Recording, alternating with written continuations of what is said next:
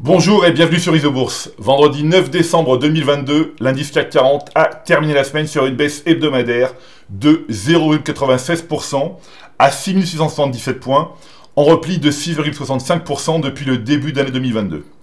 Alors sans exception, les principaux indices américains et de la zone euro ont terminé la semaine dans le rouge, les plus fortes baisses hebdomadaires revenant au Nasdaq Composite et au baromètre des petites et moyennes valeurs américaines, les indices S&P 400 et S&P 600, avec des pertes comprises entre 4 et 5%. En baisse de quasi 30% depuis le début d'année 2022, l'indice Nasdaq Composite compte toujours parmi les plus mauvais élèves des grands indices mondiaux. Sans surprise, le modèle Isobourse est négatif à moyen terme sur l'indice phare des valeurs technologiques depuis le croisement baissier des courbes de pression Isobourse 5 et 20 mois validé en février 2022. Depuis 2 mois, nous constatons que la courbe de pression Isobourse 5 mois évolue à plat, mais il ne faut pas perdre de vue qu'elle se trouve toujours au-dessous de la courbe de pression Isobourse 20 mois et que cette dernière affiche toujours une pente baissière. Plus largement, aucun signal haussier n'a encore été confirmé à moyen terme sur les principaux indices américains et de la zone euro. La recommandation générale rester à l'écart doit nous inciter à ne pas baisser la garde. À court terme, le rebond n'est pas encore remis en cause, mais nous observons que la semaine s'est terminée avec une alerte orange sur les indices américains, Nasdaq Composite, S&P 400 et S&P 600.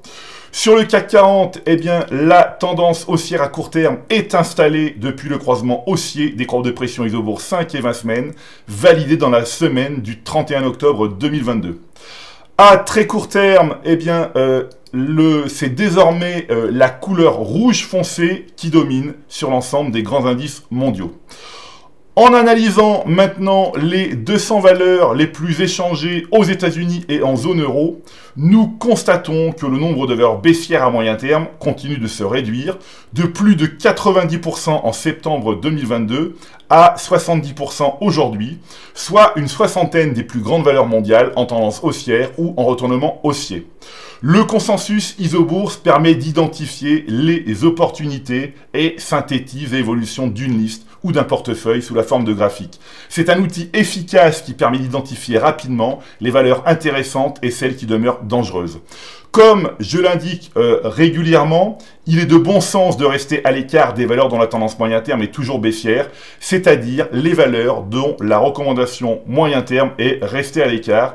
C'est le cas des actions Alphabet, Amazon ou encore Apple depuis déjà de nombreux mois. Alphabet, la maison mère de Google, a perdu près de 8% cette semaine. Après une phase haussière identifiée en juin 2020 et un gain de plus de 100%, le modèle Isobourse est repassé négatif à moyen terme en décembre 2021 sur le titre du groupe américain.